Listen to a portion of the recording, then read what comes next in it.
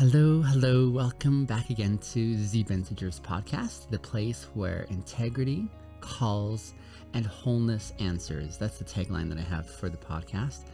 I think I'm going to start saying that more because that's such a powerful caption for me, where integrity calls and wholeness answers. And that, in a sum, wraps up what this podcast exists for. Integrity calls. If you could personify integrity, it is calling to each and every one of us, and it promises this experience of wholeness, of completeness in ourselves, a feeling and a setting in which many of us have not had the pleasure of experiencing or engaging. So thank you for joining for a few moments in your day. Before we begin into today's topic, and by the way, the topic today is asking and answering the question, can integrity exist without honesty? Can integrity exist without honesty? Fascinating discussion coming up. But first, let's dive into our feelings check-in. Feelings check-in, just so that we can touch base with ourselves and practice honesty at a very core level with ourselves first and foremost.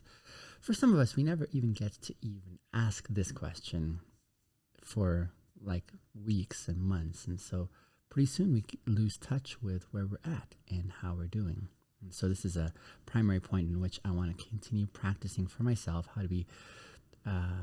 to practice integrity for me in speaking honestly about where I'm presently at emotionally. And as I do so, I would love for you to take the time to do so for yourself.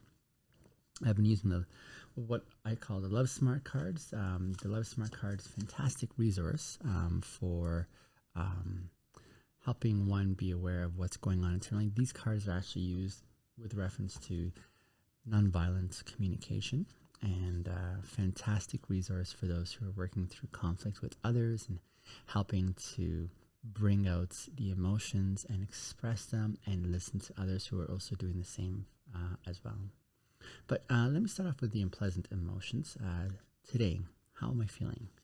I'm feeling tired. I'm feeling exhausted. I haven't slept very much the last few days, some because of irresponsible decisions I knowingly made and I'm paying the price for, and others, and other reasons also just because of the tremendous amount of work that I have on my plate that I'm trying to work through and get through. And so in this podcast, the 13th episode, I was actually aiming to have recorded last night, but I got home, I sat on the couch, and I passed out. I fell asleep. I was so tired. And as a result of being tired and exhausted, I'm also feeling a little bit withdrawn. Sometimes I'm usually pretty good when I'm in this setting of being tired. I still can engage and connect. But something happened yesterday where I had a disagreement with someone at work. I had a follow-up conversation with that individual today. We made amends and made things right, listened to each other. That was all good. But there was just a sense of feeling withdrawn as well. I'm not as chatty. I'm not as playful. I'm not as, out there in the ways that most who know me well would say that I am. Even like one of the ladies I work with saying, "You're not mean or anything, but are you okay? Like there's just something, like you're quiet. You're more quiet than usual." So I feel a little bit withdrawn as well. In the pleasant category, the emotions that I am feeling are compassionate and hopeful. And I'm so grateful, dear Bintagers, for this experience that I get to have.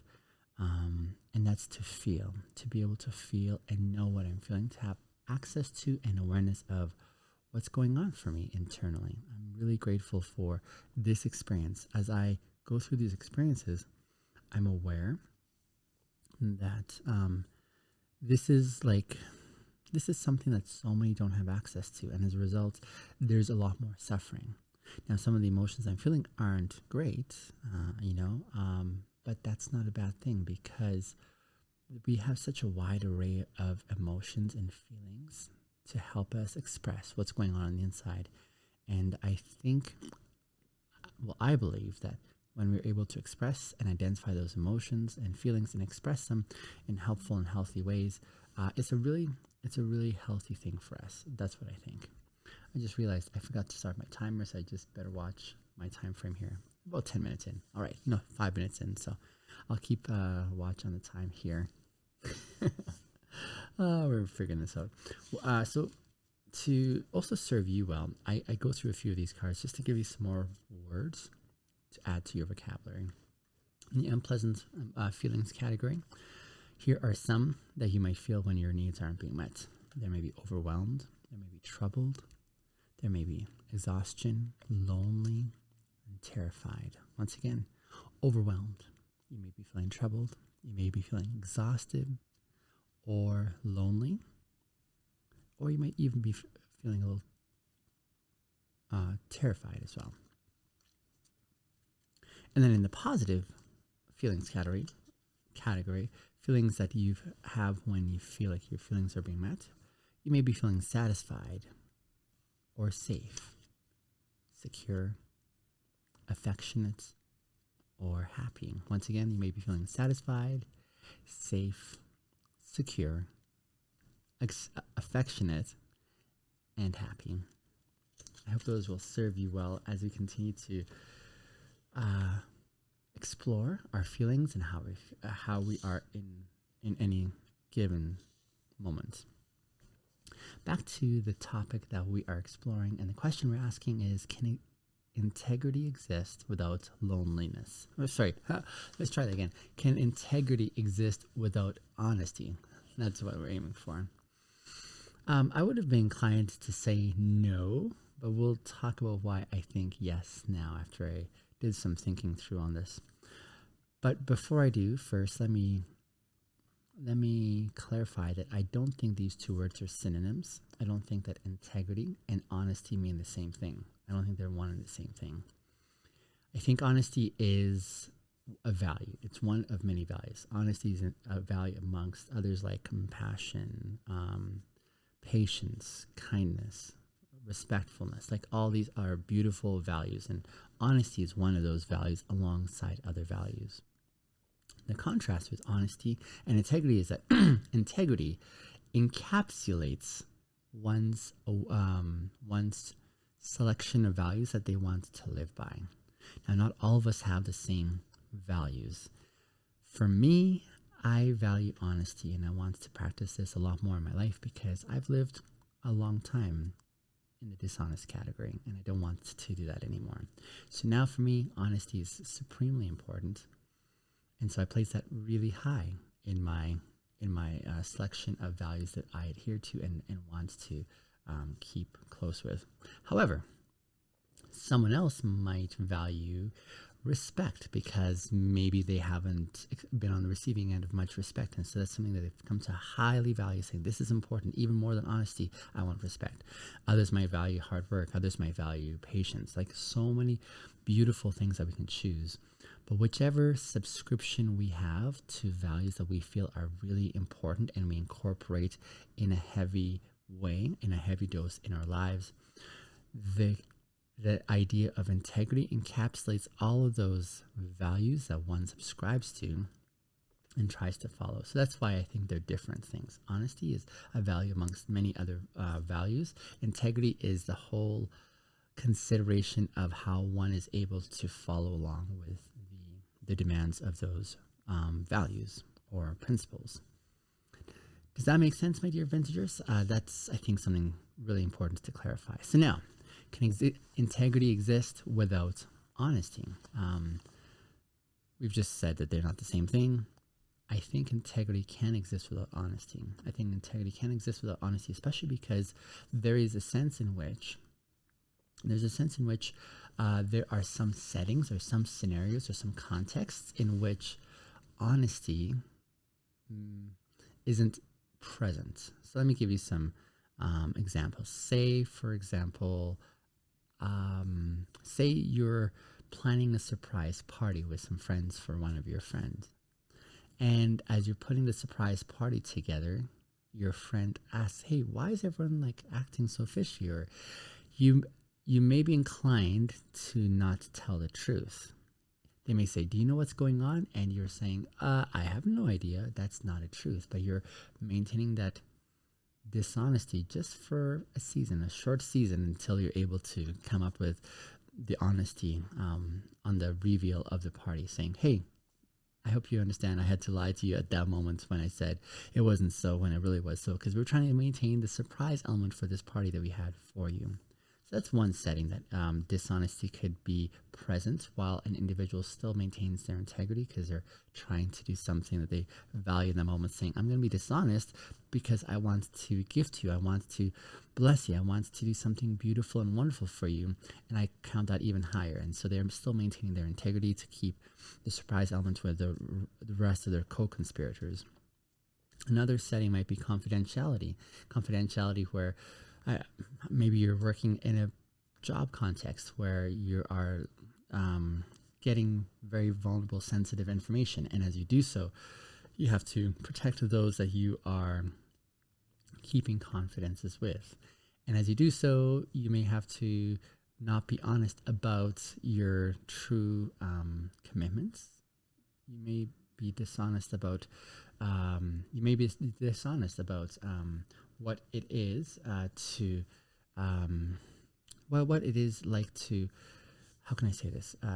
It may be difficult for you to remain honest and saying to someone that you can't share information just because of that context, right? So let's say you're counseling someone and like for example a couple, but you're counseling them separately, and as you're working with one and they're telling you some information, the other one may be asking, saying, hey, what did they say? And you might be inclined to not tell the information that you have been given, and you might feel kind of trapped that way, right? That doesn't seem like such a strong example though. There's a story I heard about this individual called Corey Ten Boom, and this individual, if I'm remembering the story correctly, she during the Holocaust would hide Jews in her home in Germany and smuggle them underground to safety. And when soldiers and others would inquire, she would lie openly to protect the lives of those that she was trying to help smuggle out of the country. So there's another context in which her integrity was still intact, even while she was participating in dishonest acts by way of lying. So there are nuances, perhaps, is a good way to say it. There are settings in which it isn't always clear cut and dry, right? There are settings in which one has to think through why they're doing what they're doing and if it's okay or legit. Does that make sense? One has to think through and say, can my conscience move forward unassailed if I were to do X, Y, and Z? And how is it able to move forward knowing that I did something here that isn't necessarily good, but it's being mitigated by other extenuating circumstances, for instance? So dishonesty can be acceptable in some scenarios, I think. And that can enable someone to still maintain their integrity as long as they're being very honest about what they're doing and why they're doing it with themselves, right? Dishonesty may be carried on with others. For example, you may have a very zealous and interested family member who always wants to know what's going on in your life, and they keep on calling and asking, and you may not feel like you have the strength or the power to be able to tell them, I refuse to answer that question because I don't want to. And so you might be inclined to lie and say that there isn't much going on, even while you try to maintain your sense of integrity and saying, how can I still be connected with this person who I care for, even while I don't share with them information, right? So that's something else.